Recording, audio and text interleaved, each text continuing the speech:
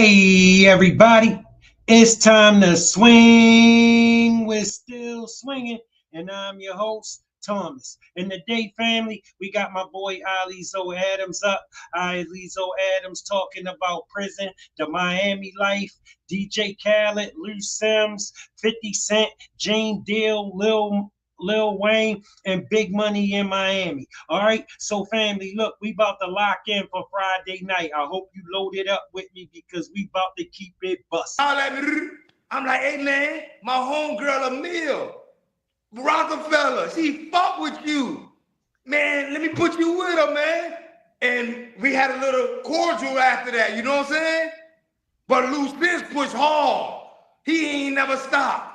He understood on the compound. Tell him how he moved on the compound. Let him know how he moved on the compound as far as how he respected by all cars. They closed down 1,800 niggas to pull Lou Sims out his cell to say, the warden, I need to talk to you, sir. They sit down like men. I guess they in there. That done happened to me. But they gonna pull Lou Sims from New York. Harlem. I'm on Harlem. Okay, they're gonna pull Lou Sims out of there. Dame Dash Man. He's screaming. Okay, Brooklyn, I'm fuck with Dame. I don't want to hear that when I'm around. I'll just be listening. When it's close quarters, some shit be finicky. But anyway, when they pull him out, somehow the compound get open. We know he ain't telling. He ain't giving nobody up. He negotiating. See, some of these niggas, dog, they can't. It's impossible. It's impossible to run these African-American blacks, these Flatbush, Brownsville, you know what I'm saying, Minneapolis, Finn, all of these Chicago. My Chicago niggas, I can't lie. They cool. I like what's going on. But the Chicago niggas that I saw, they say, I'm going to take Iowa, I'm going to take Wisconsin, I'm going to take a spot. They don't do the 8-block radius shit. But I'm with the young niggas. Like, let me see what's going on. Let me see where the money is. Hey, watch the N word again. You said it 35 times in 10 seconds. I know you riding, but we riding. All right, let's go. All right? Put me on point. And I know Lou for he negotiates what's going to be, and he teaches everybody, listen, do not go fight and fuck my face up. If you go fight, punish him. You're going to get the same shit. You punish him. Put 10 knife stabs in him and give it to him. Damn. That's Harlem. That Harlem. All right. All right. You already know that's how Lou give it up. You know what I mean? Because you know when he in the unit, don't nobody sit there and even mess with him. When he came out to California, we didn't even have a TV for the East Coast, though. You understand? It was like Bloods, Crips, Serenos, Border Brothers. You had everything other than, East Coast TV or New York TV or DC TV. You know, so Lou went up in there, pulled out 2 joints and told them, yo, we need a TV. You know what I mean? What y'all want to do for this TV? And you know what I mean? And Lou told everybody else, yo, fall back. I got this. Yeah. You know what I mean? And everybody was on point, and that's how Lou give it up. And before you know it, we had our own TV out there in Victorville where I just got paroled from in 2020. My man Lou, you know what I mean? He set the trend. When I came out there, I had my own East Coast TV to look at, thanks to Lou. You know what I mean? Round of applause. Whoa! Hit the button, man. If like the blood clot gunshot them, yeah? Yes! Enough respect. Make sure you go cop my brother's book, Once Upon a Time in Harlem. He giving you in chapters. The joint is fire. I read it myself, man. We're going to do a big interview with him. I got to ask him about Pebbles, man. I know about Pebbles. About Pebbles? Right there, I'll go there. All right, let's go. You already know he had all the women on him. You know what time it is. I Hey, got yo, it with I got a Emil. question. Him and Emil was best friends. They You couldn't. talking about a man from Rockefeller. So The y'all know first he's lady of talking about. rock, homegirl. That's my homegirl to this day. Through, you know, we always fuck with each other from the streets. He always fuck with me, you know what I'm saying? She don't be with she know herself. And what I seen, I always hollered at her. We always stayed in touch through the whole bid. But then I finally saw one nigga, damn, I'm like, girl, sis, I got a nigga for you, sis. Nigga hard, this nigga raw. He gonna tell you the truth. Man, they was inseparable. That's what I'm talking about, holding it down for Harlem. You know what I mean? Whoa. But that's how we do it. You know, he doing something now called Protection and Direction. So look it up, protectionanddirection.com. You know what I mean? Lou Sims Renewed. That's what he's doing. Make sure you cop his book. But check it out, right? My question to you is, I've been looking at a few, and I see you've been laughing at a bunch of YouTube joints you've been sending me. You know what I mean? You've been laughing at a bunch of YouTube where they talking greasy about you, about the zoo I don't know about. What's that about? Like you can't go to Miami, or you not going to Miami? What's going on with this? Yeah, today I'm talking to you. You're not going on the compound? Hold up, you're not going on the compound? Because Miami just like another prison yard. I ain't never known you to duck a prison yard. Man, I'm walking on the compound. I think this where Jesus say to kill me. I'm gone. This is where it ain't gonna happen. I can see it. I can see the mentality of this shit that we live in. I love that music by motherfucking man Meek Mill. Levels to it. That my jam. I'm doing 200 burpees to it like he sees something. I'm like, I love it. It depends on what you want. My cousin Cox was DJing for them. Huh? My cousin Cox DJ for Maybach. That's you know my Cox? nigga, man. Yeah, I that's spent my money cousin. with him. Yeah, that's CP brother. CP family too. Gunshots to family. Yeah, I spent too much money with him. Yeah. Hey, but at the same time, right? It be levels to it, and it be like certain dudes, they're speaking. But even in the podcast, some people want to talk about what they're speaking. Even the comments is like, we ain't going for it.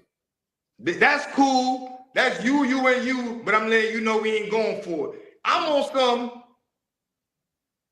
let me holler for a little minute, home. Let me play ambassador just for a little minute. If I can get the money, I'm telling you, I'm gonna bring that money in. It's gonna come in so crazy. All right? It's gonna come, it's too much money around. I got this. It's like Kodak, man. I dream of being Kodak manager. But anyway, that's my personal issue that I would love. But he gonna be bucking red. But I know one day if I come and say, hey, them people right here say they got 14 million, he ain't gonna play. He been acting a fool. Cash on deck. But anyway, it's impossible, man. I'm from there. I just said 800 bricks every 2 days. Somebody said I ain't doing it. What? Somebody said you wasn't what? No. I wish somebody would say I wasn't doing that. Oh yeah. There's a such thing as a jailbird and a street nigga. Yeah. The dudes are admitting I am a jailbird. I'm saying if you didn't have a run, you can't run your mouth. I had a 19-year run. Big lawyers on everything. Only the fans can get me. Talk that talk, man. You know it. They got you. You know, you already know. That's what I'm saying. They bugged out when I tell them I was moving a little 25 keys a day up in Washington Heights, like that's a lot. When they don't know, we know people that was moving thousands a day like it was nothing. Yeah, but you need what I'm trying to say is the state, you could do depositions. Once you told me you could do depositions, I'm running through that. You better change that shit. You know? Once I say they can do what depositions, tell them what deposition is so they know. The rat on me, my lawyer get to sit with him. Man, I got this. Y'all better go get these people, the feds. You know? That's doing this to me. They my only worry. Them people don't play. They in the winning business. They in the winning business. Man, that's a good way to put it, man. So what I'm saying though is, you know, so you're going out of Miami. What is it? What kind of party is it? Man, you know, a lot of it is family, friends, club. You know, my people's in Kansas City. They literally like holding a lot down. So you know, it's as we got a banner, Ali Adam Youth Foundation being made to let it be known we own that. My man's them starting 501c with my name. They like, man, we here. We ain't on that. I'm trying to push money. Where is these billions and millions in this internet age? Talk to them. Yeah. So that's what I'm saying. Because they Starbucks. Why you nigga getting Starbucks and a goddamn CBS money and like Facebook? Why he's not getting commercial advertisement? Unique must get paid from hip hop. Call you nigga and say, here go a check. What's wrong with that? Thank you. What am I saying wrong? That's why I say the game is to be sold, not told. They don't respect the elders. They got the bag. They want to cuff it until something happened. Then they want to run back to the hood like Diddy trying to do and say, hey, help me. But when you was on top, you didn't know nobody. Bingo. That's my number one word. I call my Miami. Man, y'all the number one city in cuffing, man. You get 10 grand in cuffing. You get 100 grand, you don't want to give out the information. Man, come on, man. Let me spend some money. So my way. So what's up with Khaled, man? What's up with Khaled? You know he number one out there now. I know he looked out for you because I already know you did plenty of things with him, and we ain't got nothing but good things to say about Khaled. Let me hear what's up with you and Khaled, man. How he looking out for you since you've been home? Man, Khaled, that dude, man. Khaled looked out for the Miami. Khaled brought us to different heights, and Khaled really made sure that he always said 305 and everything that he do, man. You know, but he's an ambassador, and I'm out here, and I'm screaming. I'm grateful also. Khaled blessed me with $25,000, and as we talking, I could peep Khaled like, hey man, don't come back. But anyway, I'm like, damn. But anyway, I got the number so I can send a portfolio. Man, here goes $7 million, man. We could make $83 million. Let me get 30 of these dudes, you know what I'm saying, a deal in Miami. I'll deal with the headache. You ain't got to worry about them dudes, man. You can go do your golf tournament and go spend $50 million on the golf tournament. $7 million, we get a building, send me your account and send me your lawyer, and let me just push 40 of these dudes. I'm going to pick it, okay? That's like, and it's like a dude just don't pick up the phone after 4 or 5 days like I'm talking. They be using this word. Family, if you tell me if I give you $7 million, you're going to get 83 million back to me. I ain't picking up the phone for your ass no more. Word. I be like, extortion? What am I? I said, homie, please, I have wisdom.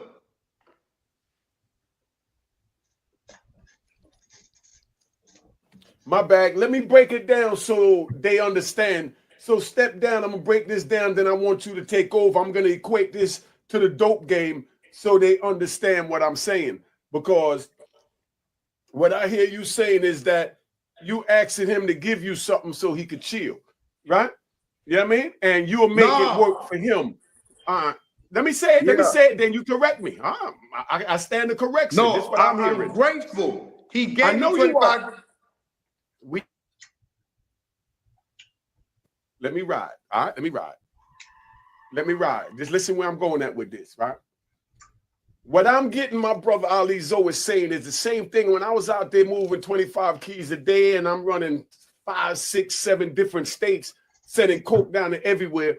My homies that was my lieutenants came to me and said, look, you doing too much when we could run that for you and you could go ahead and retire and let me take the bag, flip the bag, you understand? And make more than what you're making now. And all you got to do is fall back and like Ali Zoe said, play golf. He could have saved that. That's a completely different scenario because your lieutenant already in business with you. Khaled not in business with him. You know what I mean? Let me bring him up, see if I'm right. What's I up? would deal with the headache. I Talk would to deal him. with Am the I headache. right? Am I right or wrong? I just want them to hear it from a Yes. different point of view. Perfect. All right, Perfect talk how to you said, because what you're saying is that you ain't got to deal with the headache. I deal with it. I got him. Go play golf.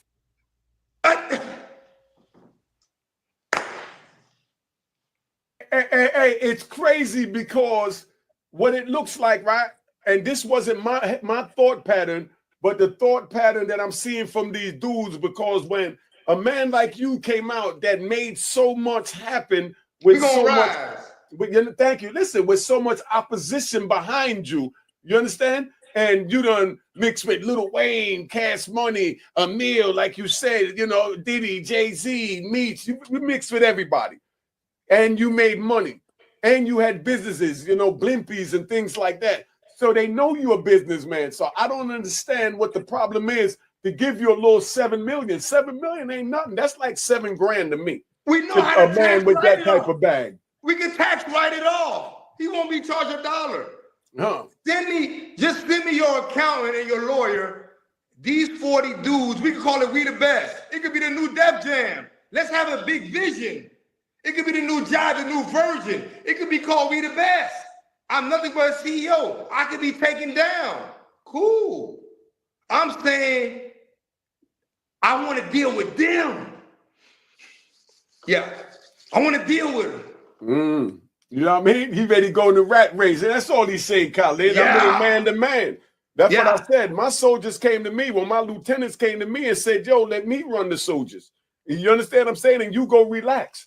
Go chill with your moms. You like to hang out with your moms in Miami, go to Miami.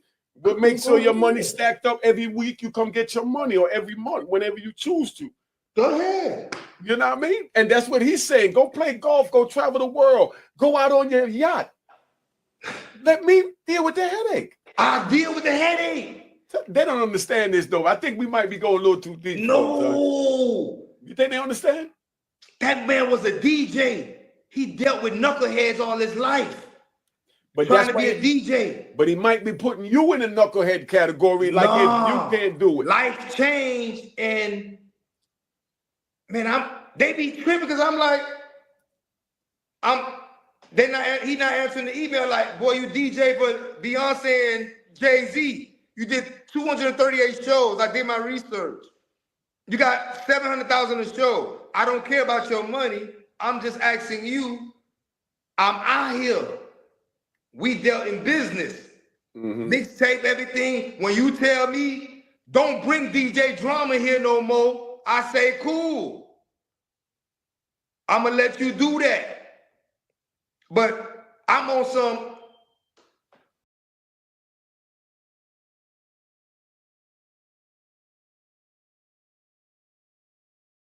why you got to play man like, man, you won't hear me. That nigga play like he don't hear me, man. I never knew DJ Khaled and DJ Drama had a problem, but that's how 2 men supposed to keep it, ain't it, fam?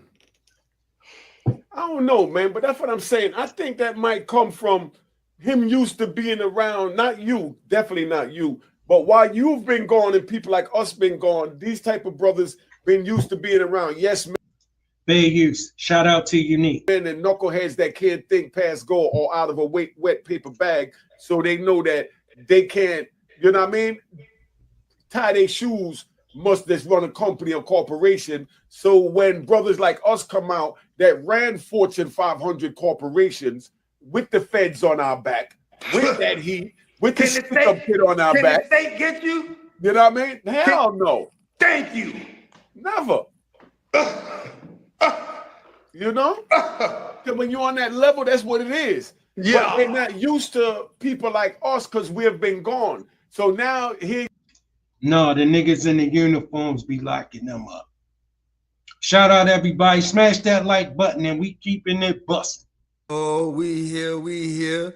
Today, right, we're going to do top 25 game banging cities. We're going to get straight to it. we're gonna do the top 25 gang banging cities, all right? Now, California, you know, you're not even in the top 25. It's okay. You're the founding fathers of gang banging, and you put it out there. People in Greece, Asia, London, South Africa, Somalia, Haiti, they all gang bang. But today in America, you is not in the top 25. But it's cool. You know, you still the founding. So why are you tripping? Anyway, I based this top 25 off of Google research cities with most murders. States is another one with most murders. I do it with the people that I've been around, the different gangs that I've been around. You know, that damn Minneapolis boy. Woo. Finn Win? Well, I was stuck in the cell with Finn Win for 20 days. He ain't talking about nothing but murder mayhem.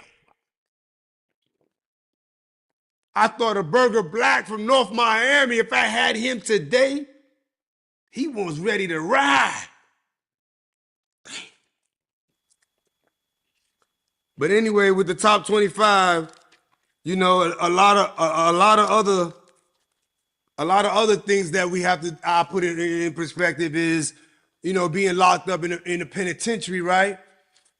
They got, let's say, you know what I'm saying, it's 1,800 person out there, and they got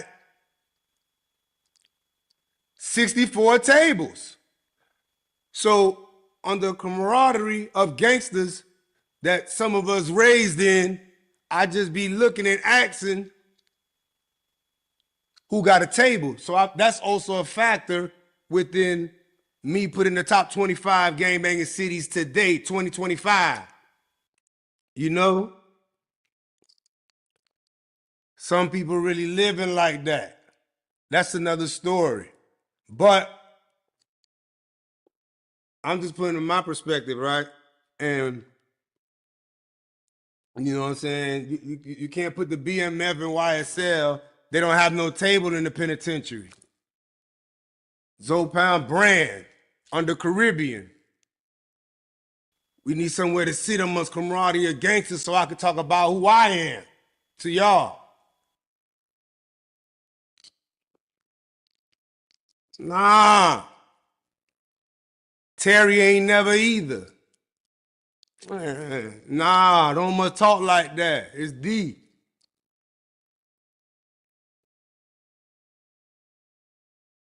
I'm just saying I put a lot of different statistics in Game Banger. Bronx, you name number one.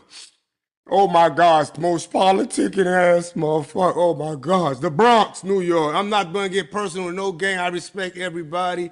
All the trees or branches to study it. You know what I'm saying? Jim Jones helped me meet S.I. I met S.I. through Jim Jones, and I'm looking at him. Jim Jones on something, let's go to the Puerto Rican parade with me, y'all. S.I. said they gonna come out. And I'm looking at him. He meeting me. I said, you can't bring him out. He said, huh? I said, you can't bring him out, man. He said, man, they gonna come out. I said, dog, that little petty 2,000 pounds? Yeah. Keep that. Bring him out. Jones screaming, Zoe, don't you know? We go, boom, we get on the floor, boom, we turn down, I can't believe it. They went crazy, he played Dipset. I said, let me have him. But he was getting it to me like, I'm about to do it, man. We about to push this and everything. But I'm like, dang, let me go in front of you, man. There was thousands of them. I said, dang.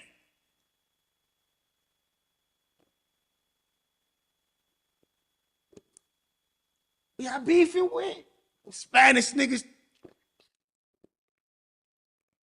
I'm in Brooklyn, man. All the Bloods, Bloodhound, Night Flying Trade, they all got to get together.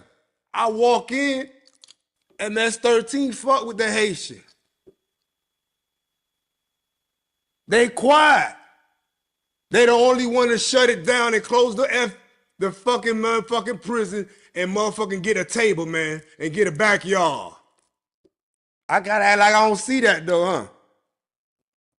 I'm in Brooklyn, they about to run it through the Bloods. Bloods like, man, what's up? I'm steady stopping it. I said, they too quiet. Hey.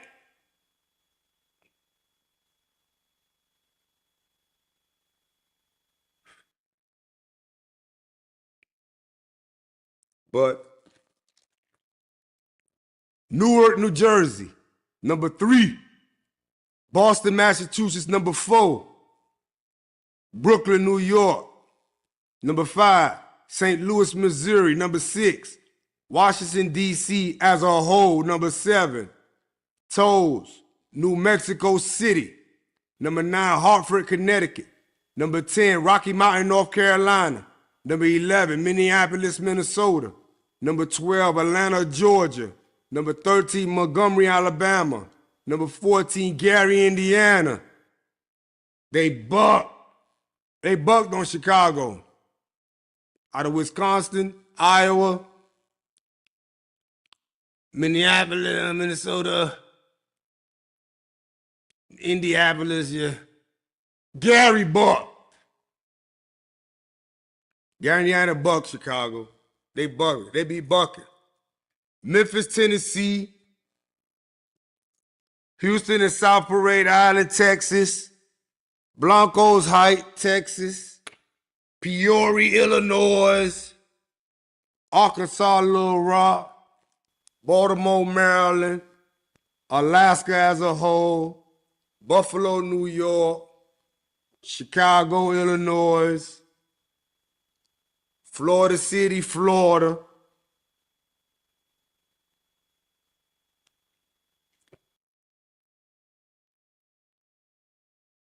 $2025, man, just 2025.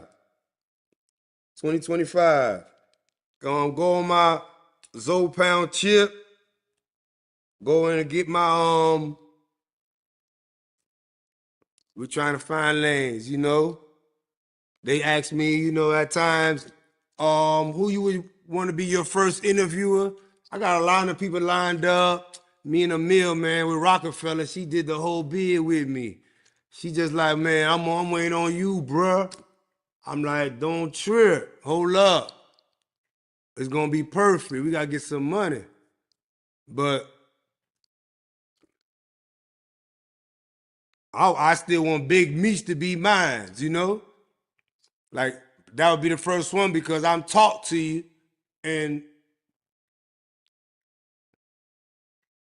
we talk all these people and then boom, I'm still like, damn, what I went through with Jeezy, you know what I'm saying? What I went through with him with Blood Raw, most difficult contract I ever got, I tried to get out of. Jeezy was tripping, dragging. He mobbing 20 deep, and I'm telling Meech, and he like, damn. But anyway, why I want to ask him, man, how do you feel about him sending you $500 for the whole bid? I just, you know, it's a lot, you know, that's would be the first person I would want to, but, you know, we here though. You know what I'm saying? We got to get to Haiti. Let's get to Haiti, man. You know what I'm saying? See if we can help the people of Haiti. We got a lot of things going on, you know. We're promoting the hip hop Black Republican. We're behind Donald Trump. And we're trying to come through as 2025, man. You know, asking for some billions and trillions. You know, print it. Yeah. Print it.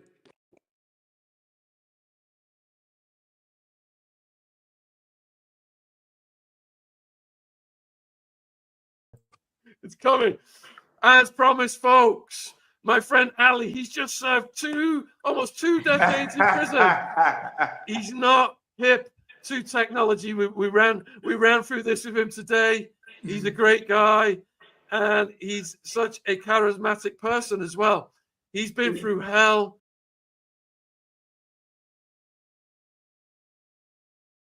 He has caused some hell. He's caused some hell himself. He takes full responsibility. He served his time, but I mean, I've been in some scrapes, but Ali has lived a life like a character out of Scarface. So, Sean, come on, Sean. Sean, how you gonna sell it all them goddamn pills and doing all this? Shout out to the chat. Shout out to the chat. Colton Hodge, thanks for pulling up. Appreciate your support. Vic_222HT, respect, bro. Thanks for pulling up. Talking now, man. What the hell this world done got to? We was on no talking. Now we're doing a bunch of talking.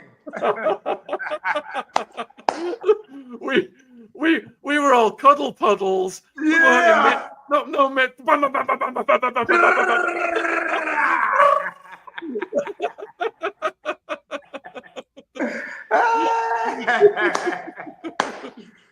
Yeah.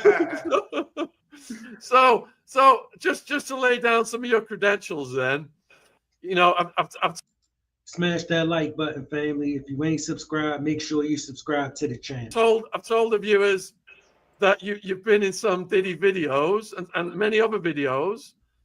I'm gonna what is it? Jim Jones is the first one I think you showed us. Let's see. Here we go. So you're in the beginning of this one, right? Oh yeah, that's my Porsche too.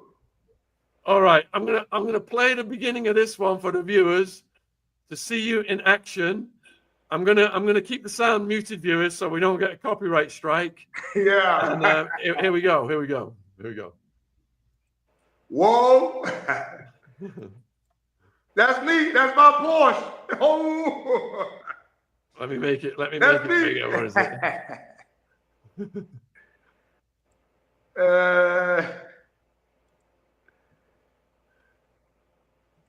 Yeah.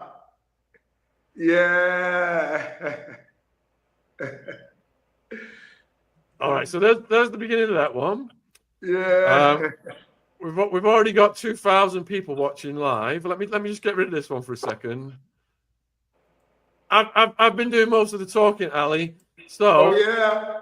Can you just briefly just say hello to the viewers, and this is a chance to introduce yourself. Hey, what's going on, UK?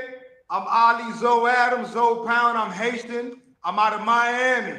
Miami is where I'm raised, and I must say, for all entertainers in America, if you want to enjoy your money, you must come to Miami.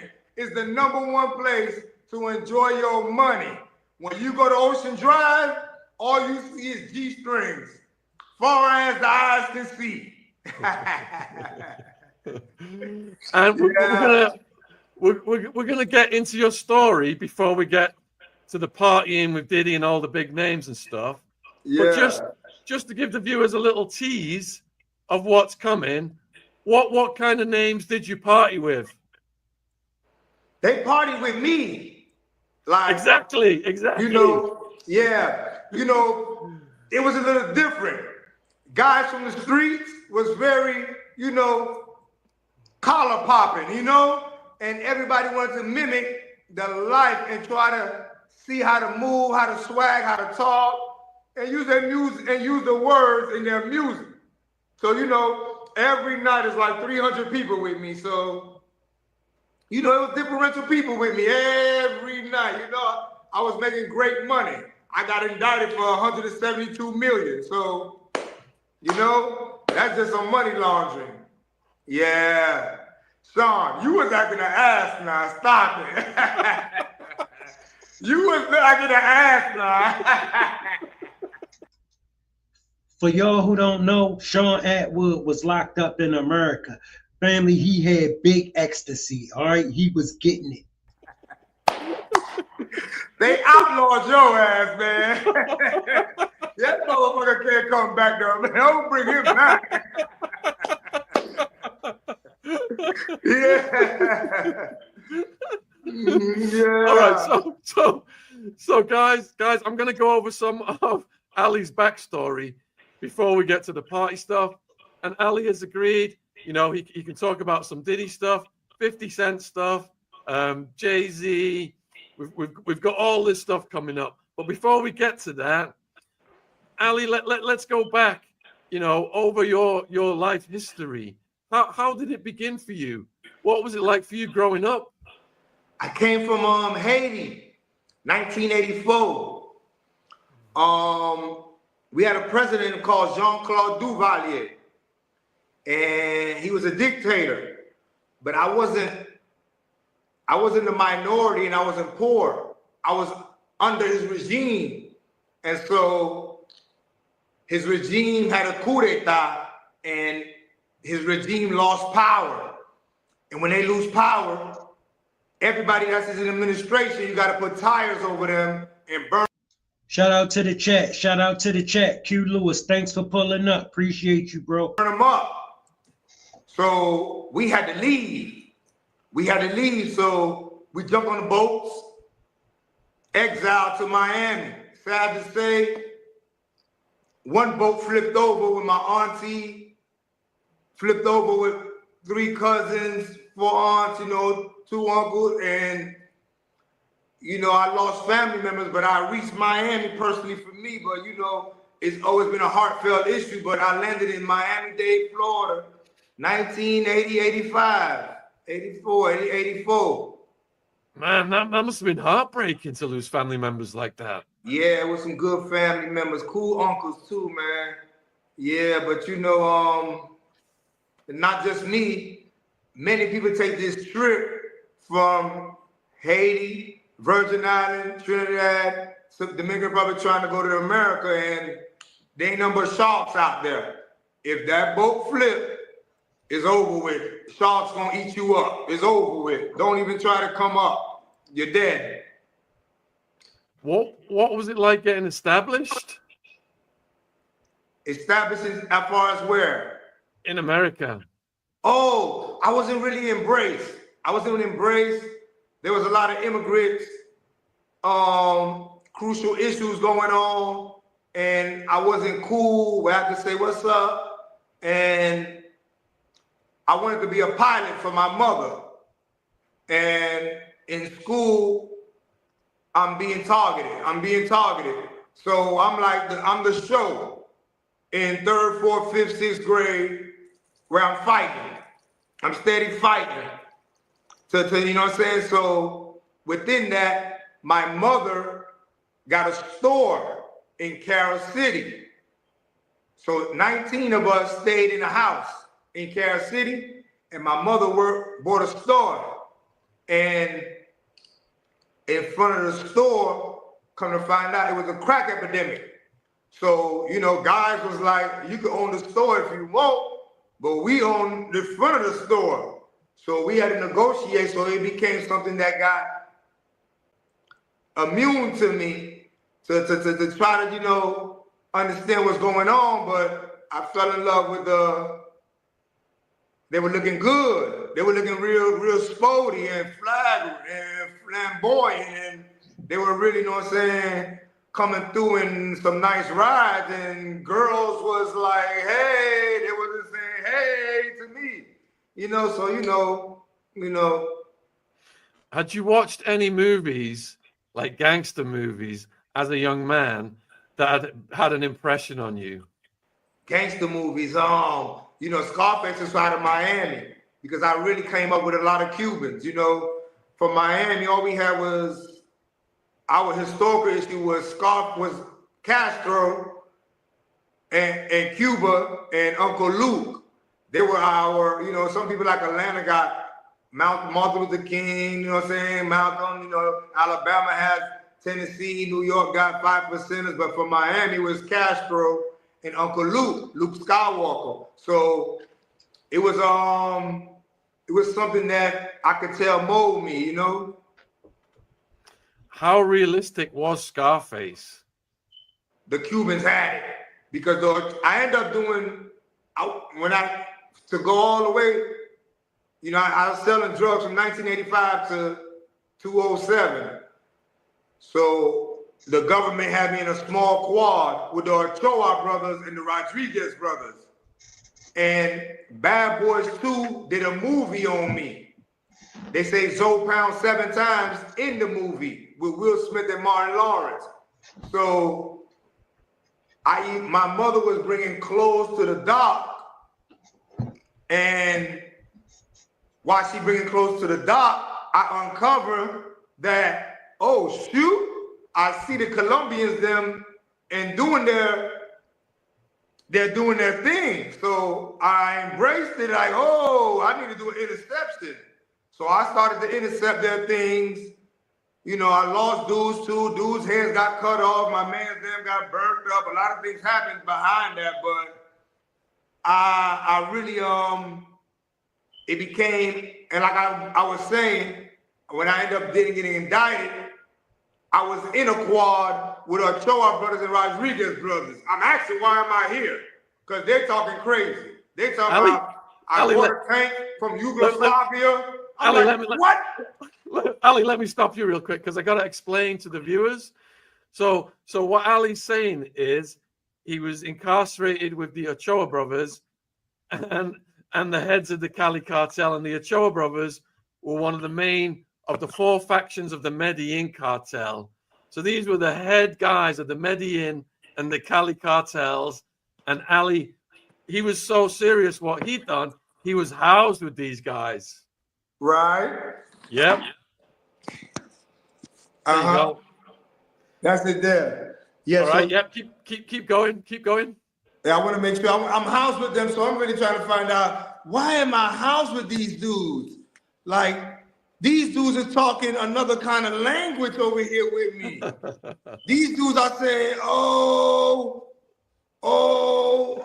you know, I just said, what I said, yeah, we buying tanks from Yugoslavia and Georgia and Czechoslovakia and rocket launchers. I'm like, what?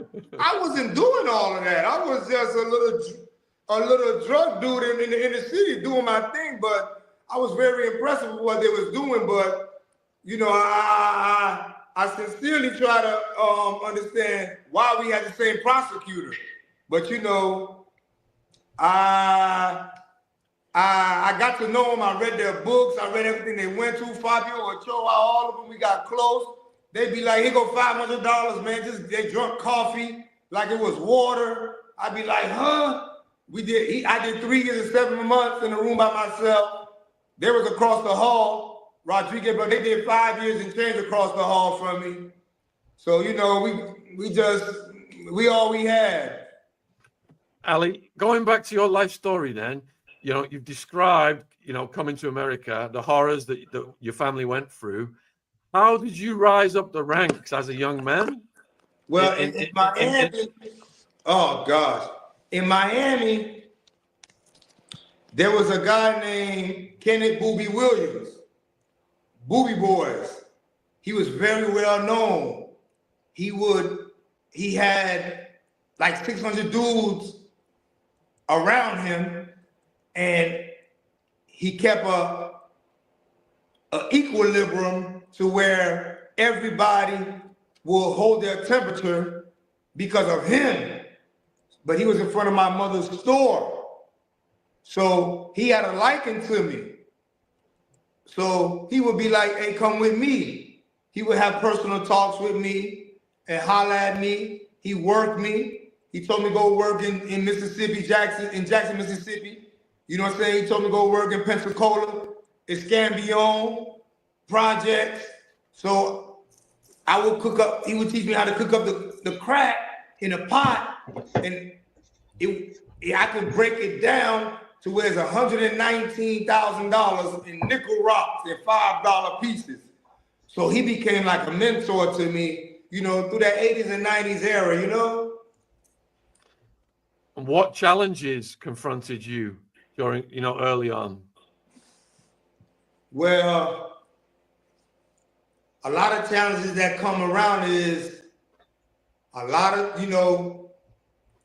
dudes can smell if you don't know what you're doing and if your heart ain't strong, you know?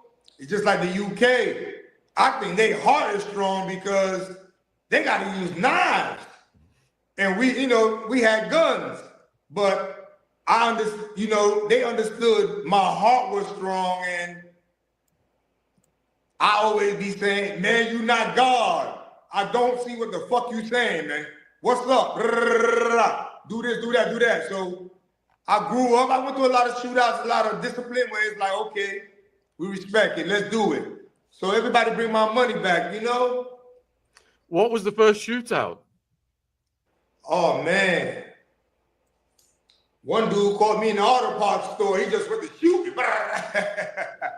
But it's been a lot, you know, and Give us a nice detailed shootout story. okay. Shit, I'm leaving a dead end street, and this dude, I told him do not give this dude no more bricks. He's not gonna do right. So he kept on. So, you know, he had 60 of them. So I kept it. But I'm like, that's it. You know, his money was fucked up. So I knew he was broke. So he had no money for war. At least I thought so. But then he crept up on me.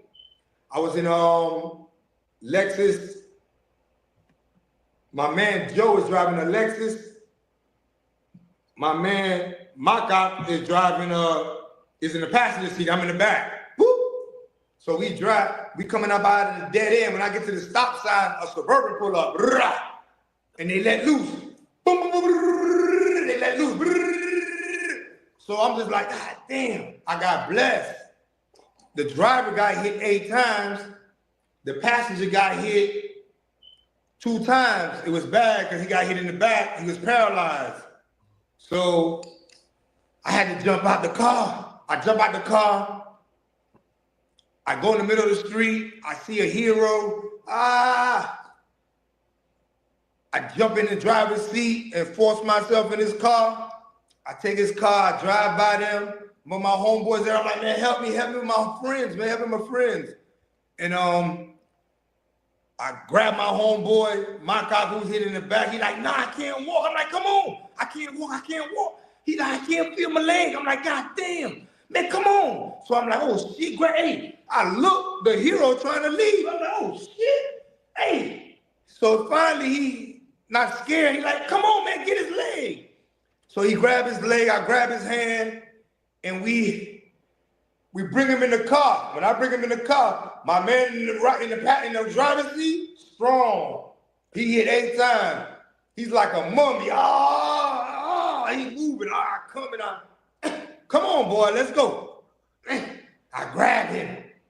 I throw him in the car. So I drive by the hospital. We always been known, don't ever go in the hospital. I let him out in front of the emergency room, and you know what I'm saying? Both of them live, God bless, you know.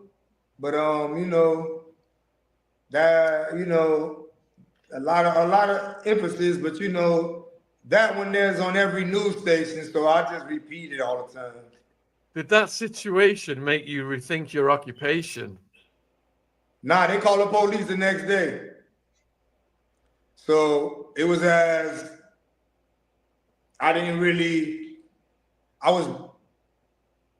was built for it. Sometimes I think words are powerful too. You know, sometimes I think a drug dealer's dream is to go to the feds or to die. And hopefully you get a wake up. But I didn't have no understanding. It was straight, make millions. And all I wanted to be is nobody can ever be the king of the Wild Boys. But all I ever wanted to be was Miami, the ultimate dude. I didn't want no other dream in my life, so I wasn't checking out. What was the worst injury you ever sustained on the streets? Nah, I've been blessed. You know, I've been blessed not to get shot. I've been in a lot of shootouts, but God bless me. I haven't been shot. You know, God bless, you know. And you know, a lot of I've gone through a lot of people that has been, but you know, not me. All right, so in England then. Sean, you been shot before in Arizona? No. Oh, all right. One thing I say about the plug, they indict 24, not the plug. They shoot at them, not the plug. They go there, not the plug. So in England, then it's gangs by area. There's a thing called postcode wars. Yeah. Postcode's like zip code. Okay. So for the people in England, then, can you explain when you came to America, what were the gangs? What were the different gangs, and how did your gang start? Well, in Miami, it was the 40s. Before it was like my man Dewey and Trent. It was Lynch Mob. It was Cloverleaf, the Jamaicans, Kerry, Rudolph, Rotan, Blocka, and there was a lot of different ones, but you know, we was mostly on some conscious speaking, because when you come to find out, we're living in an environment where there's no building over 3 floors, and we never go downtown or the South Beach. So we're trying to find economic money right here, and we allowing white people to come to the beach. We don't know they partying, having this ball, you know, in my early stage. So they got money for crack. They're taking a crack, and they want it. And I make sure it's a safe environment. And if I look, it's not like meth and fentanyl or what you was doing, because we measured everything. 0.5, 3.5, 28 grams. Now it's like, So it's as the gangs today, they got to get better on some mathematics as far as talking history and understanding that if you're not making no economic money, we short-lived is not really worth it, you know? What year did you found your gang? 1992. And how did that come about? We was in jail, and they wouldn't let the Haitians have their Haitian cell. And so Liberty City had a cell, Overtown had a cell, Opalaka had a cell, and we keep telling the warden, why we ain't got no Haitian cell? He's not embracing immigrants also. He's like, there's never gonna be a banana boat ass cat eating Haitian cell. I don't give a fuck. He keep on with joking, let it be known as his jail. And when we do enter another man's cell, it's like, hey, knock on the door, call the police. We like, man, that's not gonna happen. Man, can we just get a little bunk over here, man? We gonna get out your way? Nah, you gotta leave. All right, but we not finna yell for no police to come get us. We ready to die. So how we gonna do this? So, you know, we end up fighting real good, whooping a lot of ass. So by fighting, we fighting, there's 16 of us, we fighting. Every cell, we fighting. We ended up about to get a Haitian cell. But when we do get one, an American like, how do you say bones? And we said, Zoe. Why? He like, Zoe? Oh yeah? Man, I don't want no problem with the Zoe. So the correction officer started to say, I heard about the Zoe. Like, why you keep saying this word Zoe? So the other inmates are like, hey, what's up, Zoe? Like, why you keep calling me Zoe? That's not my name. So it became a reputable aspect where people are like, what's up, Zoe? And it took like a little while where we like, okay, hey, because we knew the roots of it was what we had to go through to fight to get a cell, so we embraced the Zoe. And you know what I'm saying? And it became a big life world where today, if you ask a police officer that's Haitian, if you ask a nurse, if you ask a firefighter, are you a Zoe? They're gonna step 2 feet in front of you and say, yes, I am. Just like every Jamaican is a dread, every Haitian is a Zoe. Wow. How did it grow then over the years? It just became something we embraced, man. Culture. It's a culture. It's not really a game. It's not a game. It's a culture. Every Haitian. So you must, look back and see how it grew. and be proud of this influence you've had on the culture. Oh, definitely, definitely. We got songs tatted on my chest because I'm a Zoe. We got Boston, Haitian, that's Zoe. We got Brooklyn dudes, Zombie Zoes, New Jersey, like it passed Miami. We got them, North Carolina, Rocky Mountain, man, we Zoes here. And it's as it branched off, just like in your city, but I don't want to say it as a gang aspect, Bloods and Crips, but it became something that other people can say, you know what? I can embrace that. I can understand the philosophy. And, you know, besides entering the history of Haiti, of our founding fathers, you know, Toussaint Louverture, Jean-Jacques Dessalines, you know what I'm saying, of what they did. So it became a big aspect. And then, you know, it became Zoe Pound. So as a young man, what were your earliest musical influences? There's a dude in Miami with Uncle Luke Skywalker. He's the first person out of Miami to bring a record label to the South. Uncle Luke, we got to give him that, you know. I got him right there, Uncle Luke. But you know, he's the first person to bring it down south. You know, Jermaine Dupri, he was something big too. You know, Khaled Paul, you know, Dallas Austin. But Uncle Luke was the first one. Jay Prince, but Uncle Luke was the first one, and Uncle Luke embraced Optimist football. I was playing football. Miami, we the #1 recruit in finding a football player. Chad Johnson, you know, so he had the 40s, all these dudes, Edwin James, he played with Peyton Manning, 22 goals in his mouth, you know what I'm saying? Michael McKenzie, Omar Rowe, you know what I'm saying? All these dudes, you know, they from Miami. And the park had such a great culture. I'm talking about being young, 9, 10 years old. It was just such an embracing culture. It was so hip hop, man. It was so beautiful, man. But it'll rise to be a lot, though. You know, it'll rise to be what we talk about today. So you started to get more involved in the music industry. Yeah, I got involved when I'm at that park, as you would say, through Uncle Al. Through Uncle Al, I had a bunch of artists. Rollo Boys, Toro, God bless his dead. He was always in the music aspect. And Uncle Al and him, we would jam and put 20 speakers in the air in the middle of the block all day. All day. Ain't no, not Sunday, no. Every day, the whole 90, 91, 92, man, 88, 89, 90, 91, 92, it stopped at like 90, 96.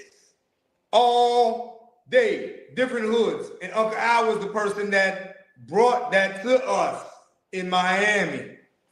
Yeah.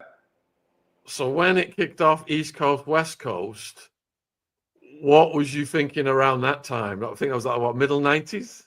Yeah, that happened in 96. Yeah, it was a big war within them, you know. But we had somebody called Andre 3000, you know. He was a good friend of mine, but he always let it be known that Shout out, family. Smash that like button. If you ain't subscribed, make sure you subscribe to the channel. The South had something to say. And it was East and West, but the South was here, and we was here to stay and to make a noise and then let it be known we from the South, and we're gonna be reckoned with it. You're gonna understand us. And today, the South got the music industry for the last 20 years and ain't trying to give it to nobody. I remember, was it the Miami Winter Music Conference for all the ravers? You remember that one? Jack the Rapper, Freaknik. Okay. Yeah, you remember? Yeah, you was in Phoenix. You gotta come down there. Jack the Rapper, How Can I Be Down with Peter Thomas? Yeah. Yeah, it was expanding amazing. When Tupac and Biggie came on the scene then, what were you thinking? It was exceptional, but music was kind of different back then. You know, Tupac was just selling 500,000. you know, he wasn't selling that much, you know, till when he got out of jail. All Eyes on Me did amazing, but Tupacalypse, strictly for my niggas, Thug Life, and Me Against the World was just doing 500,000. The people that was dominating was the Wu-Tang, Fugees, Wyclef, my Haitian homeboy, him, Lauryn Hill, and Wyclef. They sold 24 million. You know, like they sold more than Tupac, Eminem, and 50 Cent put together. The Fugees. You know, Queen Latifah, you know, all of these people was popping, but in my projects, you're not allowed to play nothing but Tupac all day. You know, like that. Hey, don't change that, Tupac. Yeah, we've interviewed Suge Knight recently. Oh, What do you think about his story? Nah, Suge was a hell of a dude, man. Nah, Suge was a hell of a dude. So Adam, my mentor has always been Don King. Don King has always been my mentor because of the path that he took. Knowing, I know a lot of, really so much about him because I seen myself within him. Don doesn't have no talent. You know what I'm saying? He can't play the guitar, he can't shoot the ball, he can't bump. You know what I'm saying? He don't have no talent. His talent is this. His talent is to think. So it's like, wow. I watched him. Don been locked up 38 times. On his 22nd time, he shot 2 people coming into his number's house. And Don, you know, he raised up with his mom. You know, they selling pies, calling it lucky numbers. Don got into the number system in Cleveland, big Cleveland. When Don got into it, man, Don had the respect and the notoriety of La Costa Nostra, the Gambino, the Lacheese family, the Bonanno family. He had their interests. They wanted to deal with a man like Don King. The Gambino family had him first option. When he said a number, when he said the Dolphins and New England, give Dolphins 5, give Dolphins -5. All right, Dolphin gonna win. Whatever he said, it was making billions back then. I don't know how much billions today, but billions back then off of Don King.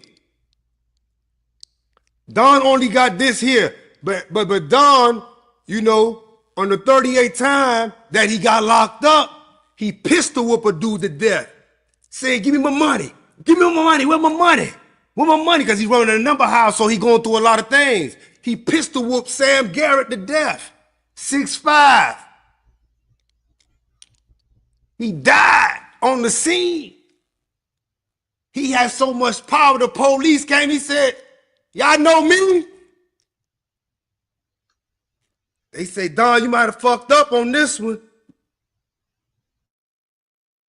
He said he owed me money. He slipped. They wrote it down. But anyway, Don go through it. He get a life sentence.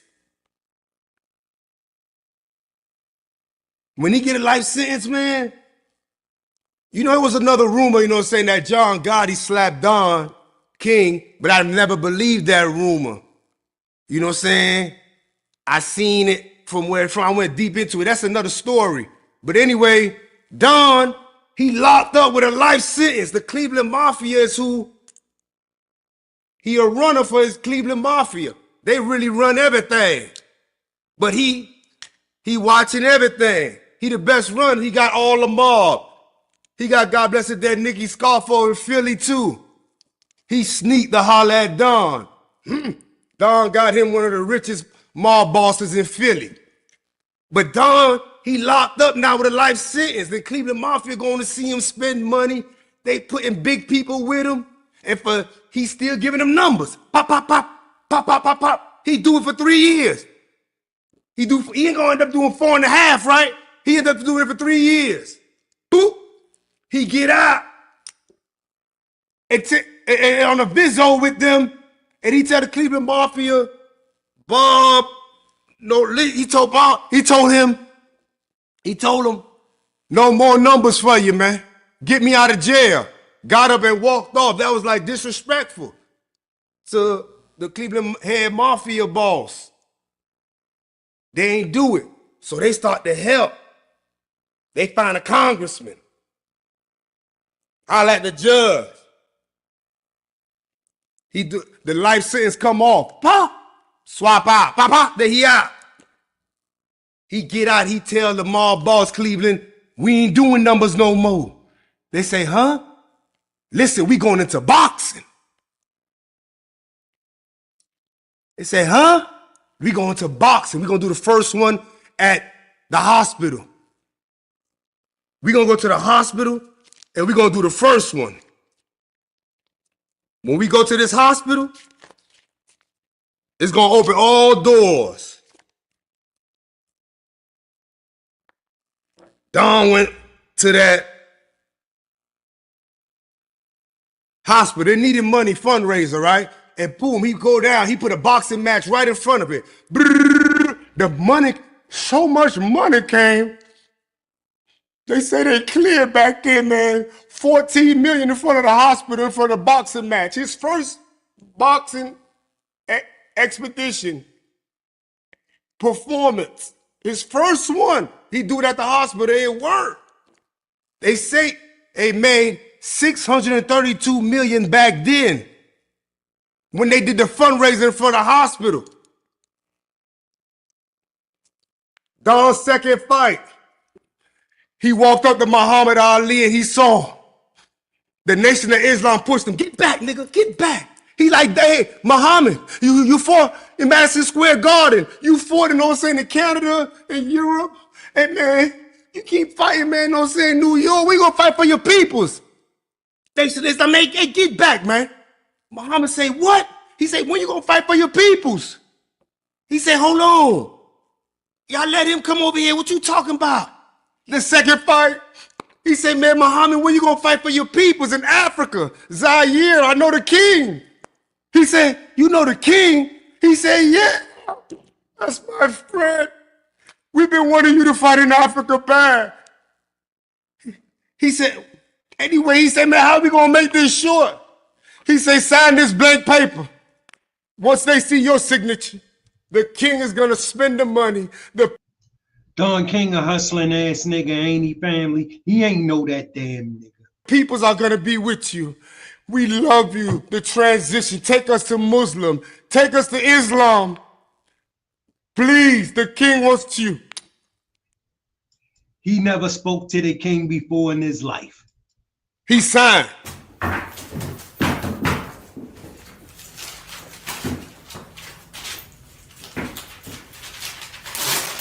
Said, huh? Go to Africa. He went to the Republic of Zaire. Don't even know this man. He went there and he told him, Don told him, I'm gonna make you bigger than Mubarak, Nelson Mandela, Gaddafi. I'm finna make you the biggest man in this 53 nation, man, called Africa. And guess why? He said, why? He said, I'm gonna call it Rumble in the Jungle. And when you finish with this spectacular, you're gonna be the biggest person, but you gotta open up the vault. He said, the vault? Yeah. He looked at the signature. He said, brilliant. Take him to the vault. He just grabbed about 800,000. He went to go find George Foreman. Man, a good WBC commentary man said, Don told me, I'm going to show you the power of putting your hands around a nigga. He found George Foreman and put his hands around him. Pop! And walked with him. George automatically said, Africa? Dang. I can't deny that. You already know, fam. I ain't want to fight him, man. But Africa, I'm going to sign them 3 blank papers. He did. He went to go find Barry Gordy at Motown. He showed Barry all the signatures and said, oh, I just need you, Barry Gordy. Second fight out of prison after an elbow. Ain't much do none. He said,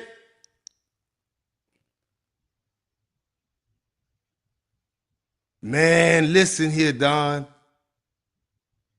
I'm going to give you Ron Isley, Diana Ross. I'm going to give you your man, Lottie Price, man. I hear that's not good, but it's beef with. He said, I'm going to give you James Brown, Stevie Wonder.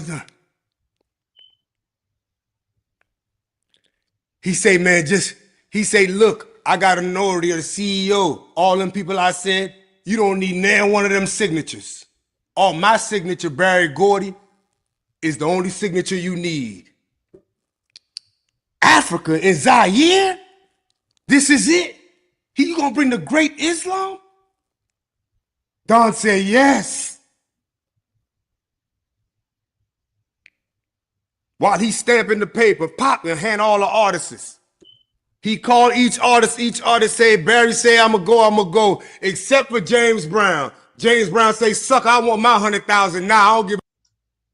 James Brown said, I ain't got no sympathy, nigga. I got bills. Pay me. But damn about Africa. He the only one got paid, sad to say at the end of the day, right? But all the artists performing was, it was a great thing. It had to go down. It went down. Muhammad did it. It was Rumble in the Jungle. It was amazing.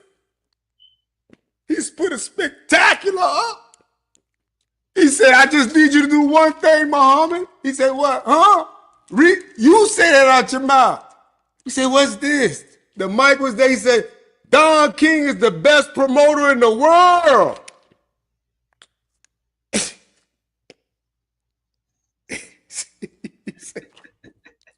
He said, it's on. It's on. The mob had took the money, man. The mob, Don ain't play with that money at all. The mob took all the money. He ain't had no stronghold. He wasn't mobbing with the right people.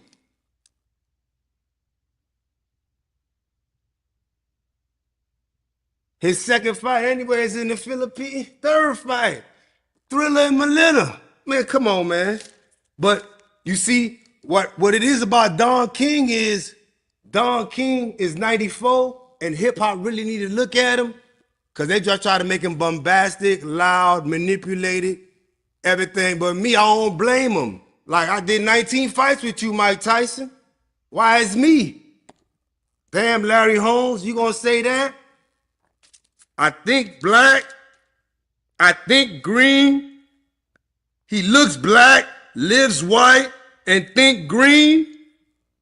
Don say, man, they spend their money and mad because I keep mine. But they just made him out to be this.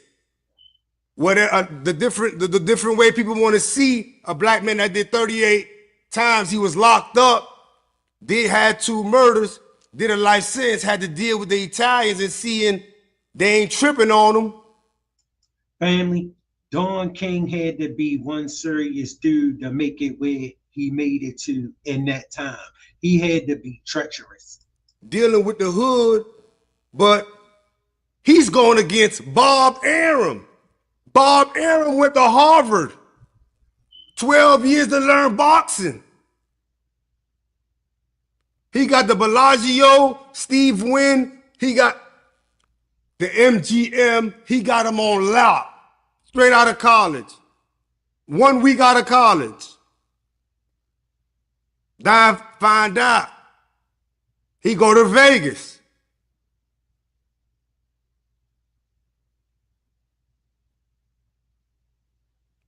They say Bob Arum walked up to him because he did Rumble in the Jungle. And he been waiting for this.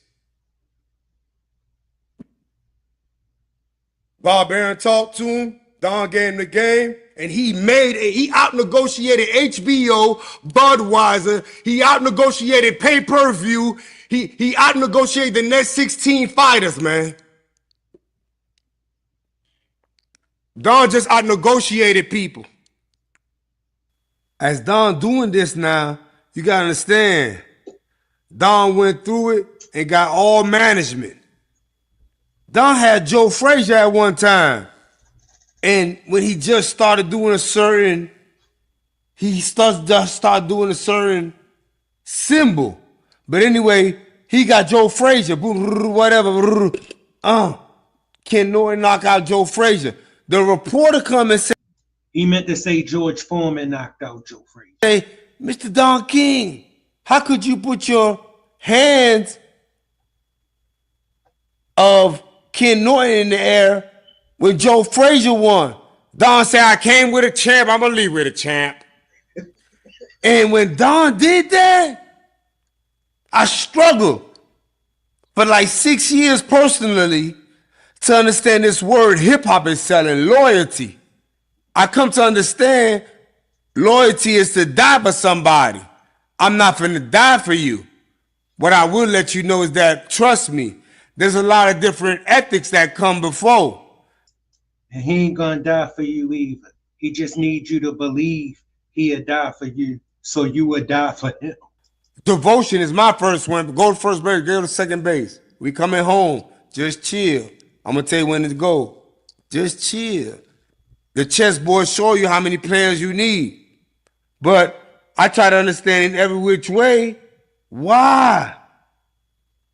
Why would Don King go about it in a certain way? When I get to it, I learned that Don King is so exceptional. He put the other man's hand in the air to say, you're the champ. At that moment, like the disciples in Jesus, I believe John, Paul, Peter, you know what I'm saying? I believe them all. Even Judas, Peter.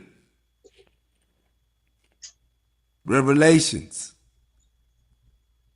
But Don King would answer and say, I came with a champ and I'm going to leave with a champ. He made sure all his fighters was good. He never at once made sure they didn't become what they were. You can't start another man's habit. I know they was buying dirt bikes, jewelry. They had the house at the dice game. They ran it up. They bought billboards. They try to go at Meech. Ali, my dude, he a fool, lady family. Smash that like button. If you ain't subscribed, make sure you subscribe to the channel. We keeping it busted. Fuck Meech. They fail. All y'all fail? I'm watching. As I'm watching, I'm truly understanding that loyalty is not a real word. I'm not going to die for you. No more. Today, 2025. No, family, if you live life long enough, you learn don't be giving nobody your loyalty. Men want loyalty the way that it go, but want to give it to you how the fuck he want to give it to you. And no. I'm not going to show you. I did that. I try to show you loyalty, what it was. I'm going to die for you. That's the wrong word. I don't know how hip-hop sold that word, loyalty. Loyalty is not the word. Trust maybe on something, but don't loyal for you mean what? Email blast you, put me on my site all the time? You stupid? I understand it, but at the same time, I trust you. I trust you on the play, and I gotta go. All this, I live dying for a dude. It didn't get me nowhere. Don't say the word loyalty to me. The word loyalty to me don't bounce like that. It bounces a different way. You know what I'm saying? When it comes to it.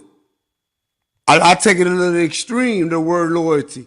So I don't say it. I don't even must say it. When you say it, I say the same speech.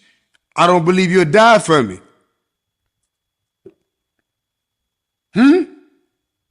Yeah, I just, no, what's up? I don't believe you'll die for me. Yeah, I trust you on the play. You can be devoted, committed. When I say go to first base, second base, third base, like I say, We coming home.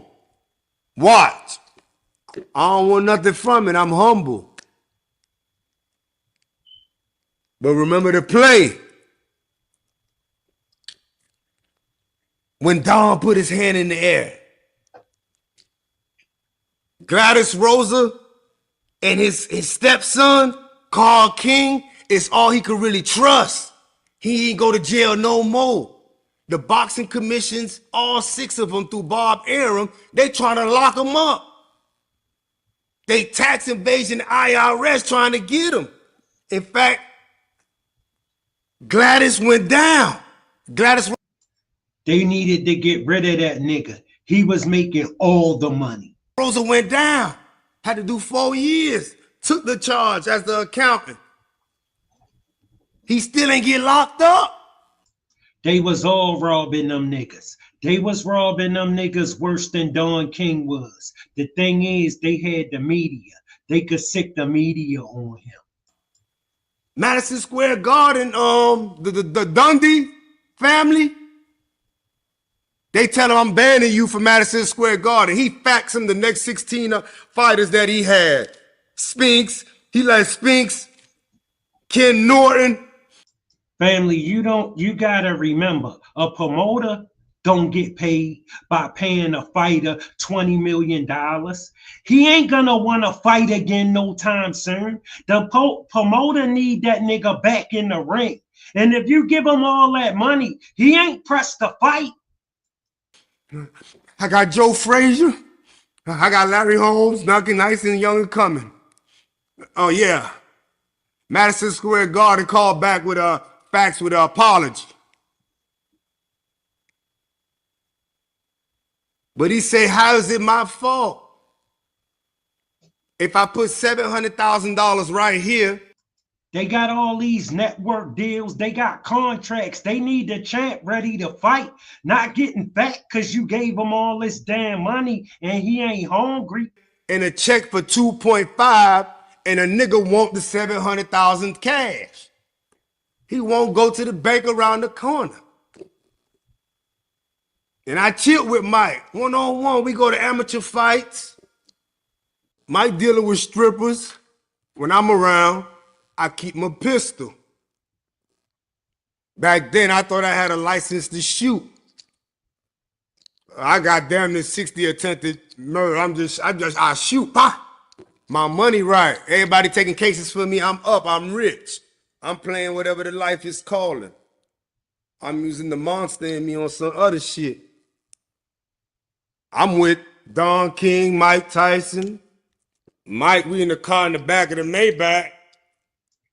That's why the more money a fighter making, the more his people make sure he's spending so he can hurry up and spend that money so he can be ready to fight again. And he kicked Don in the face, pop, and hit him, pop.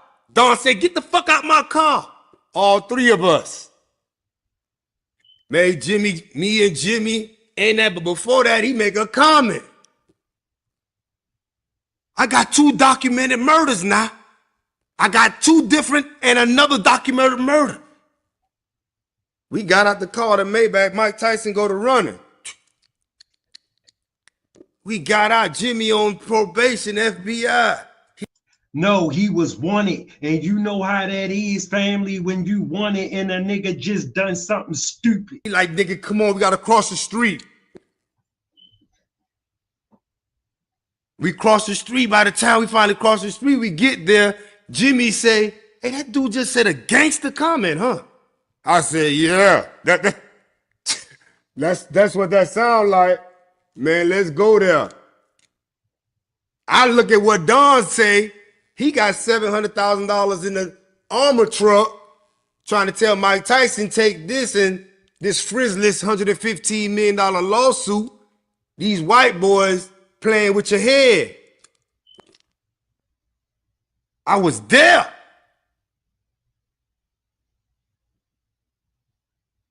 He managed Michael Jackson tour. He managed the Michael Jackson tour. But he about to make a spectacular out of Mike. They say Gorbachev. the president of the Soviet Union, Colin Powell. When I holler at Mike, he be, Gorbachev, Colin Powell. Yeah, I think the President Bush Sr. is coming to get into my fight. He said, yeah, those people don't go to Mayweather fight. Dang.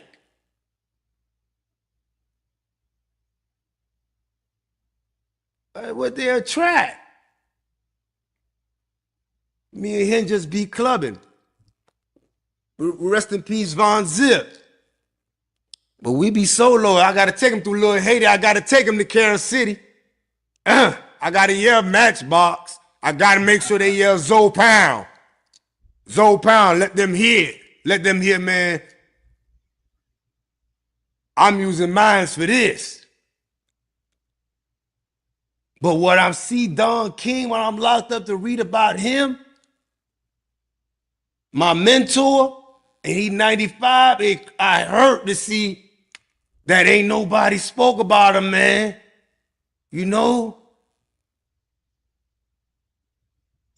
Family, smash that like button for me. If you ain't subscribed, make sure you subscribe to the channel. And we keeping it busting. Don King, that's just something I'm doing. I did on Don King. That's about it. I got some more to come, man. Guy Johnson, man. Family, let me tell you something, right? I read Muhammad Ali book, and it's funny that Ali told that story because Muhammad Ali said he was suing Don King for $1 million. He said Don King walked up to him right before the hearing started and said, "What's up?" Muhammad Ali said, I looked at him and I said, "What you mean, what's up? I'm suing you for $1 million. He said, Don King said, "I know, I got this right here for you." He said, I looked down and he had a briefcase. He said, I said, "What's in there?" He said, "It's $50,000. He said, I looked at him and said, "I'm suing you for $1 million and you got $50,000. Don King said, Muhammad Ali said, Don King looked at him and said, "Nigga, you know you would rather have $50,000 in cash than $1 million check that you ain't never gonna see." Muhammad Ali said, "I thought about it and I just took the money."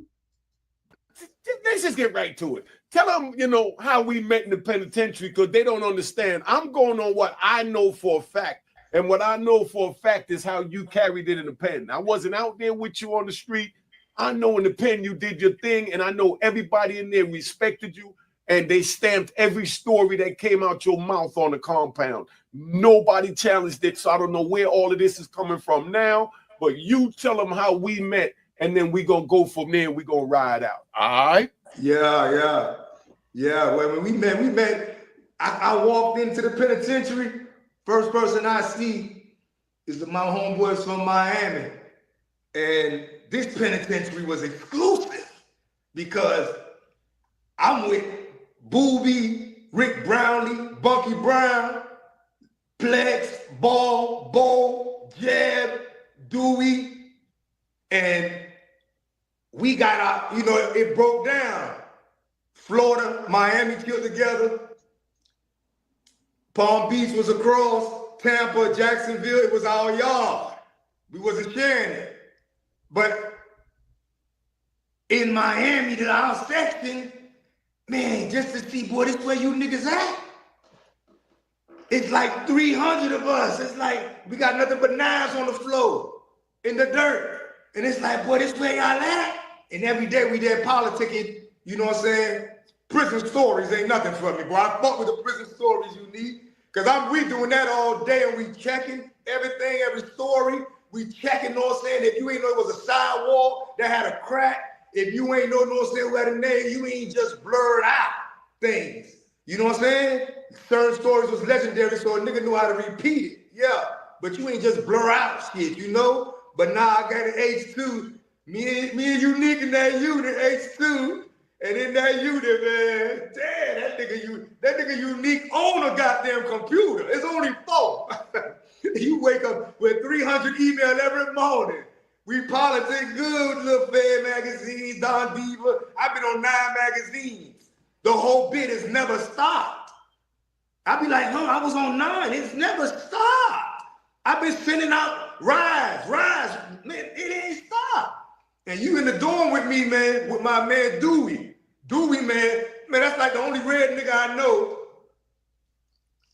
That I say is a monster. It's 3 red dudes that I know in my life. Light skin, he's one. He gave Chad Ochocinco his whole stilo. My niggas church say dead man don't talk when they arrest him.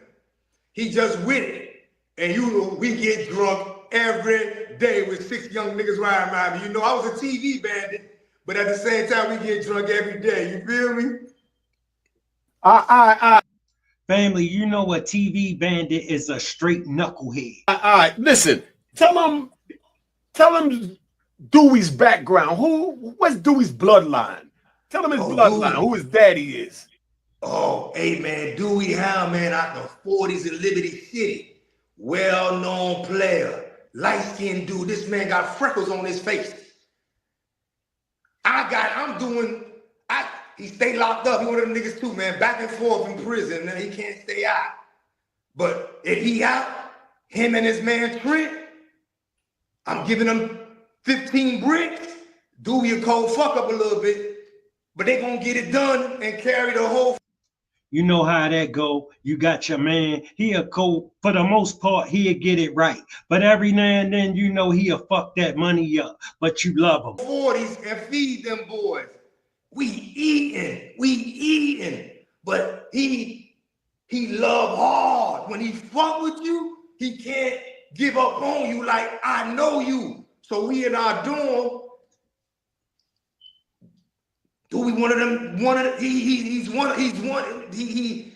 of them out of Dade County. And he fuck with Unique. He holler at Unique. They fuck with each other in their own little time, you know, but we selling heroin crazy. We're running that side. Hey, hold up. Is that Ben Yahwee's son? They say it's Ben Yahwee's son, but whenever I holler at Dewey on that, he be like, word through the grapevine, but you know, he rep his mama.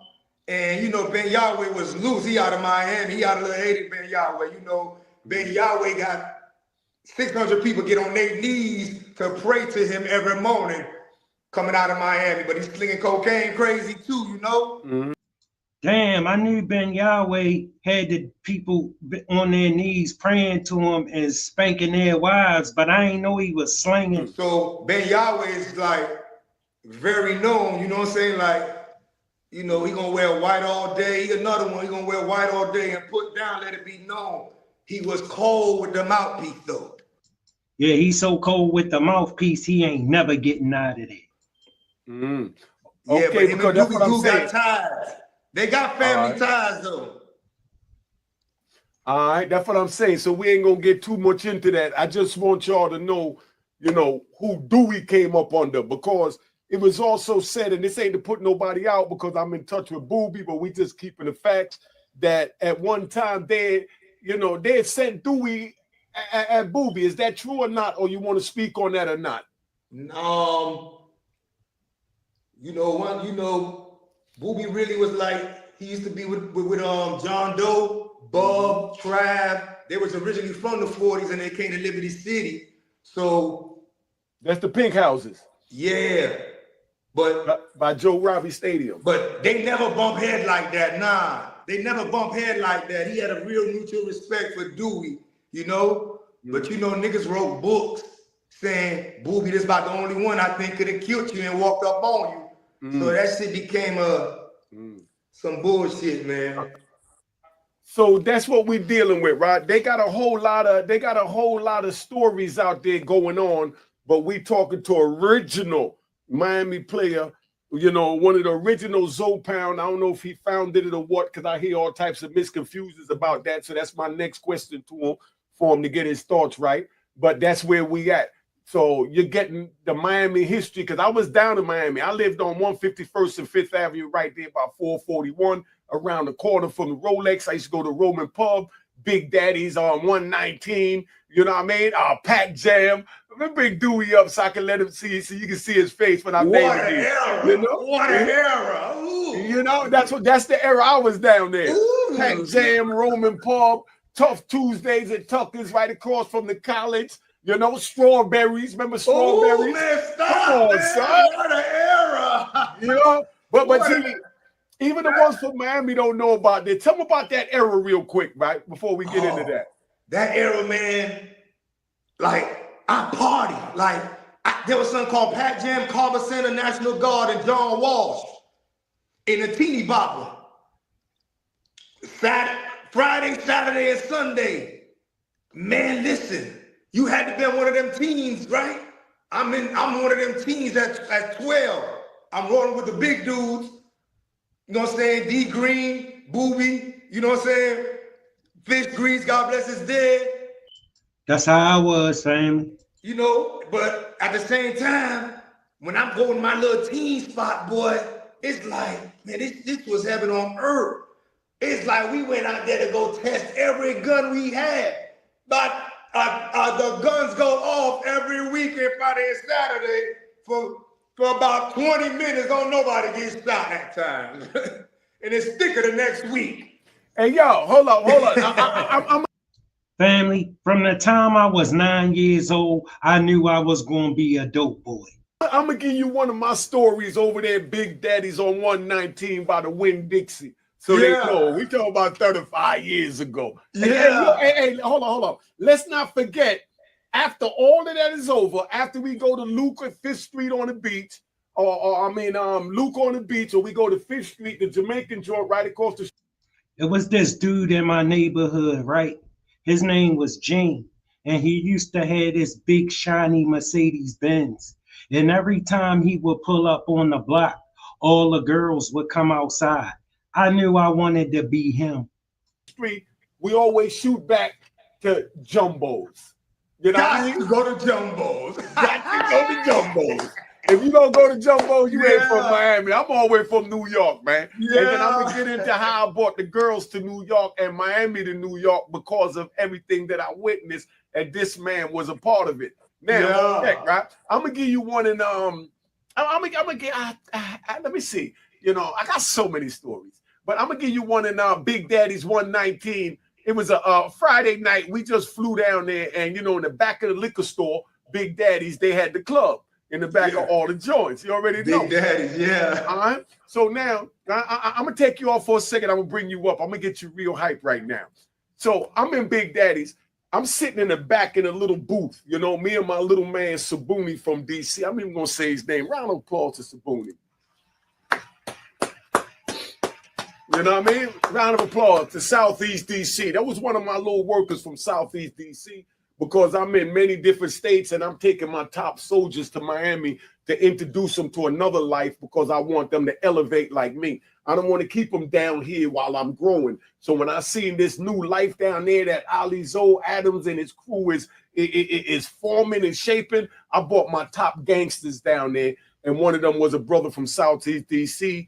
You know what I mean? It was him. It was, I'm even going to say your name too. Don't get mad because you go by your Islamic name now. My little man Marlo. You know what I mean? My little man Marlo and Sabuni, I used to take him down there. And we up in the club one night. We in the back. And they was playing that Jodeci, what's that? New York boys, man. I mean, God. They was playing God with Teddy Riley, and they was singing Let's Chill. You know what I mean? Let's settle down. And we in the corner and we singing. We brought the big bottles of Remy Martin, because that's what it was. Remy Martin was out, you know, the Moet. But we had the Remy Martin.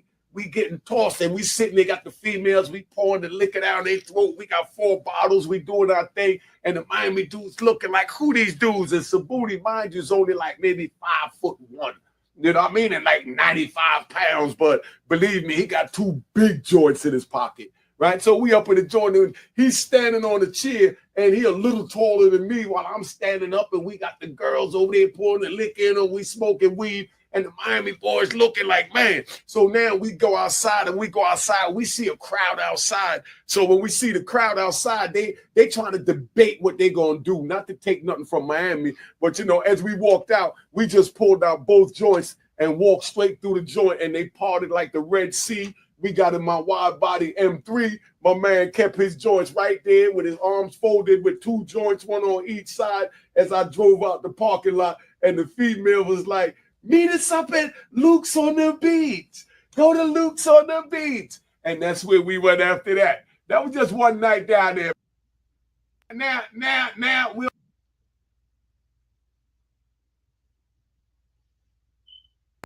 we know this is breaking news. I got Ali Zoe Adams up there. That's why I did that. Now, give me one of your stories. I want one of yours. I want you to peep something. Do you remember that time? Like we had Infernos, right? First Fridays, and you had to wear a linen set.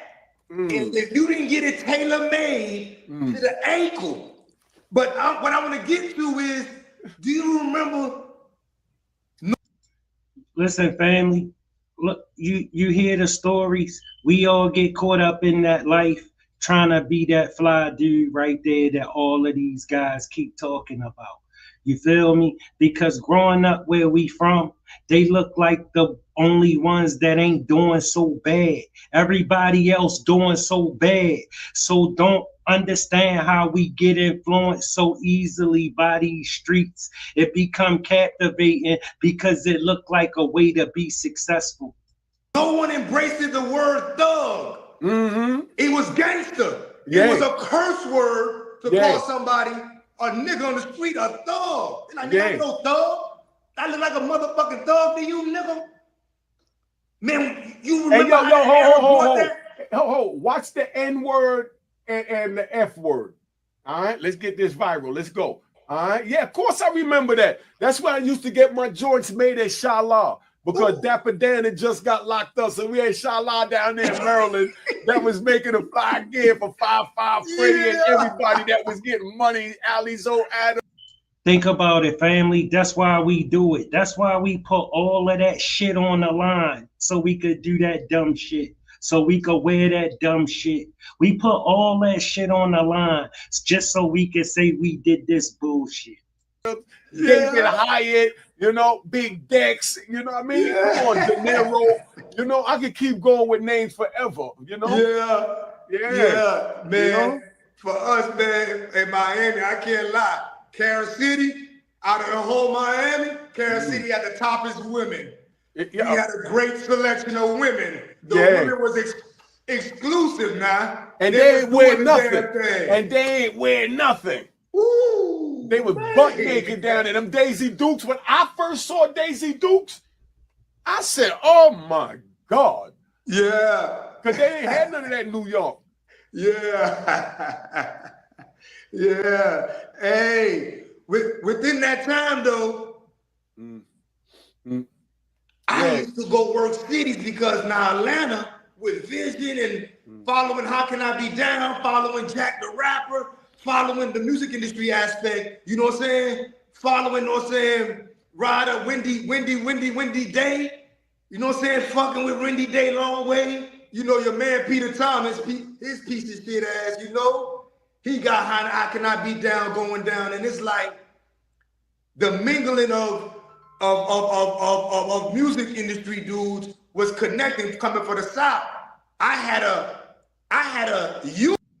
family, smash that like button. If you ain't subscribed, make sure you subscribe to the channel. Union called FLA. Ask them in Miami, where Jacksonville, Tampa dudes, St. Pete, Fort Peace, everybody come meet up on the weekend and we politic, you know? We had a little odds, you know what I'm saying, mentally when we talk, going against some New York shit like niggas trying to dominate shit, but we was part of, you know what I'm saying, the warriors that, you know what I'm saying, growth, that for the, you know what I'm saying, to bring it towards the South, because we in every state, getting respected and letting it be known, hey man, I mean, I damn near got to get on Khaled. Hey, no more Doodoo Brown. Don't do that. When they show me love, they keep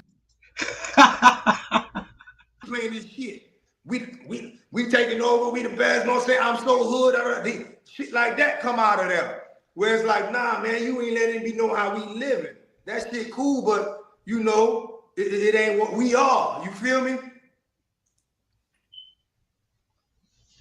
Yeah, that's what I'm saying, right? Because, you know, it's the Miami strip scene that they took, you know, the strip club scene. I'm talking about from Rolex, from Coco's. You know what I mean? We go back, Rolex and Coco's, you know?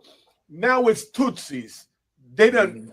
It's a publicly traded company now. What y'all created in Miami, and it's worth $1 billion. How do you feel about that? Let's take it to a whole nother level. It goes from Rolex to Coco's to Tootsie's, publicly traded company right now. Yeah, but goddamn it, the game said you don't get nothing for but a cookie because you did that. And you know what I'm saying? I'm never in the business really of putting batteries in other people's back. I mean, especially when you look like us. To go do something. I like to just speak on us and just be like, boy, let me see what we see. Learn corporate structure. You know, like Gentlemen's Club now in Atlanta was popping too, but it was as in what was created out of Miami. I don't see the economic. I don't see people going from studio to studio. I don't see film companies on every block. I see niggas sweating people. Ain't no money. It's a pole. You pole like that, that's a disease. That's shit worse than AIDS and cancer. Why would a nigga keep it? Why would a person keep a brother, know what I'm saying, doing bad like that? It's enough money for everybody. You see, but that's how bosses like us think. You know what I mean? You got people that just get some people fall into money. I know you heard that. They done fell into money. You know what I mean? You know, falling into money is a dude that lived on a block and crack came out and he started selling to his neighbors. You know what I mean? He ain't gonna get no resistance. He ain't got to worry about no stick-up kid. Everybody he's selling to is a family or friend from the neighborhood.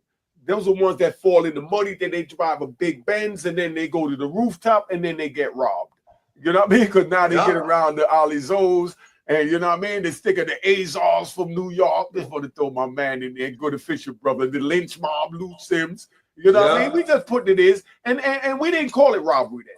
If a dude got a Benz and he driving it to the rooftop and he's a coward, he don't deserve that Benz at all. That means he got to get out that Benz and give it to a man like Lou, Ferris, you know what I mean?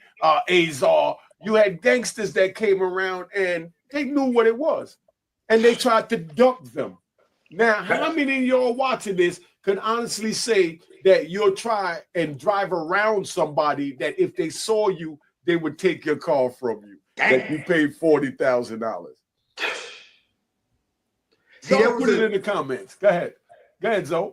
See, that was a different mind state back then. Like, I like how far back you going, because when you go far back like that, how it hit me is, you know, like we had one of the most feared dude, Fish Grease, God bless his dead, in Miami. It's Fish Grease, Booby, Graylin, and Kittle. Kittle, let me explain. Kittle in the penitentiary, he did 23 years. When he hit Big Sandy, when he hit, you know what I'm saying, Lee County, anywhere he go, 100 DC dudes behind him, 50 Virginia behind him, 200 people in the South behind him. He the Iman. He run the show. But these dudes' mind state that I seen growing up, you came out the house too late if you was 15 and you ain't strike a meal. Like, we talking about masterminding this situation, man, and ducking everything and keeping the noise down. So a nigga for a motherfucker for a move. Like these four dudes, yeah, we was hanging out and I'm working for them, but I have a garbage bag with 3.5 grams of 8-ball. We created nickel rocks. And this is our shit on our end, and my garbage bag is so big, my line ain't nothing but dope boys.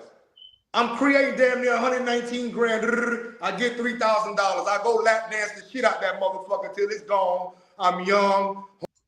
Yes, I remember that. Huh, 3 grand. Giving them boy. All I do is point. Hey, yeah, they tripping. Hey, yeah, I think they trying to rob. Hey, but the mind state of how they just pass that money out, you know? My nigga Booby bring Biggie Small December 25th to Miami at Miami Nights. Big show. I'm next to him. We chanting. Dog, check, roof, front, back, side to side. Never let a whole ass nigga ride. And he hold that 50 grand off the shit. Say no more. That's why I'm on your hip. I already know you're gonna blow this shit. But the mind state of how they could just That's that's how they be, family. Right on your hip. They know you gonna blow this shit. You know, the conversations are now is like dudes trying to put a penitentiary life here, man. We need, this is America. Where is the money? Why they print all this money up? How do we get some of these billions? And these, like, how can a nigga get some money to fall back? Man, I like that. My man got in the zone. See, this how these players it together. Yo, you got in the zone. You ain't getting no money to fall back. You gonna be out here, Zo. You was riding, man. Hey, yo, we only been talking 22 minutes. We've been talking, and I got goosebumps and flashbacks.